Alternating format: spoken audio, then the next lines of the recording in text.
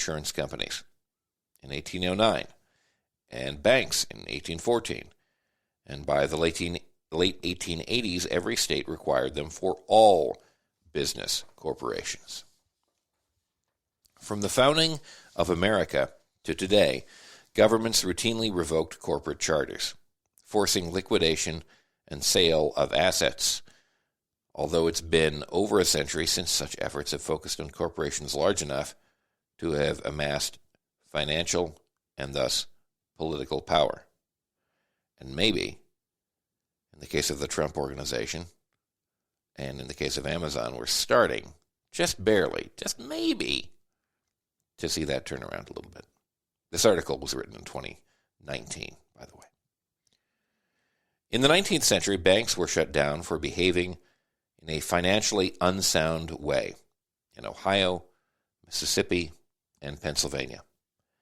And when corporations that ran turnpikes in New York and Massachusetts didn't keep their roads in repair, those states gave the corporation the death sentence.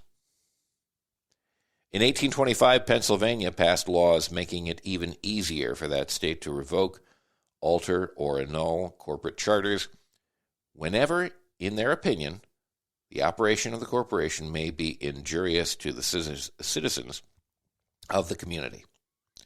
And by the 1870s, 19 states had gone through the long and tedious process of amending their state constitutions expressly to give legislators the power to terminate the existence of corporations that originated in those states. In other words, corporations, you are on notice. You fuck up. You fuck up. You're not going to do business in our state. You screw people over, you commit fraud, you're gone. You're done. What if that applied to Twitter/X? What if that applied to Amazon? What if that applied to Google and Facebook and Walmart? What if we took what we knew to be the injurious behavior of those companies and said, you've been doing this for too long. Your right to do business in this state, in this country, is removed. What if we just seriously threatened to do that? Do you think things would change? I think things might change. Presidents have even run for public office and won on platforms including the revocation of corporate charters. One of the largest issues of the election of 1832 was Andrew Jackson's demand that the corporate power, or rather the corporate charter of the Second Bank of the United States, not be renewed. Now, obviously there were a few problems with Andrew Jackson for a lot of different reasons. But he was an anti-corporatist. Doesn't really make up for, what he did in Native Americans and people of color. However, this sort of thing was once done in the United States. Following that lead, states all over the nation began examining their banks and other corporations. And in just the year 1832, the state of Pennsylvania pulled the corporate charters of 10 corporations, sentencing them to corporate death for operating contrary to the public interest. President Grover Cleveland invoked the mood of the times in his 1888 State of the Union address when he said, "As we view the achievements of aggregated capital, we discover the existence of trusts, combinations, and monopolies, while the citizen is struggling far in the rear or is trampled to death beneath an iron heel." God, he sounds like a socialist. Corporations, which should be the carefully restrained creatures of the law and the servants of the people, are fast becoming the people's masters. Wow! What a lefty. It's 1888. Grover Cleveland. Between the 1920s and the 1980s, all U.S. states amended their constitutions or changed their laws, unfortunately, to make it easier for large corporations to do business without having to answer to the citizens of the state, without size limits, and with infinite lifespans. Today, every state still has laws that allow it to impose the corporate death penalty.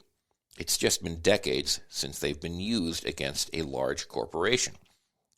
That soon may change. Small companies are routinely shut down by secretaries of state, sometimes for malfeasance, but mostly because they become inactive or fail to pay taxes. So that sort of thing is done all the time, just not to big companies. Is that because of something innate about them that makes them better? No. It's just because they have more power and more influence. And they've taken over the governments in many cases.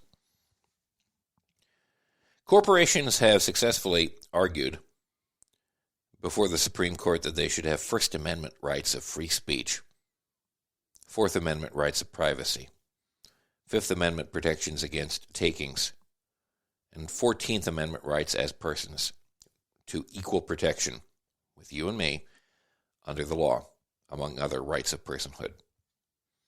It's long past time that these persons, when they become egregious and recidivist criminals, particularly when they repeatedly kill people, be treated the same as human criminals. Remove them from society permanently. Now, I differ a little bit on that last point. I think he's kind of making a rhetorical point, Thom Hartmann, and I understand what he's going for. But again, I don't believe in the human death penalty, although it is imposed, and it is hypocritical when we're imposing the death penalty on people, but not big corporations who do horrible things and are responsible for killing people. But corporations aren't people, regardless of what the corporations and the Supreme Court say. And they shouldn't be treated like people. And we should be able to pull them out of existence at any time if we, the people, say so. And that time has come. It's definitely come with Trump. With Amazon and Walmart and so many other big companies, I think they really need to be broken up. I think that's the best solution. But if it takes dissolution in order to make sure that people don't get screwed over, that's fine with me. I'll put a link to this article in particular in the show. It's time to bring back the corporate death penalty. The link will be in the show notes. But for right now, that's about it. I'm going to sit, I'm going to drink some more coffee. And if you would like to call us or message us anytime, you can do that at 202-656-6271. That's 202-656-6271. Thank you so much for listening. Thank you for being patient with my absence. And until next time, enjoy the day. FacepalmAmerica.com.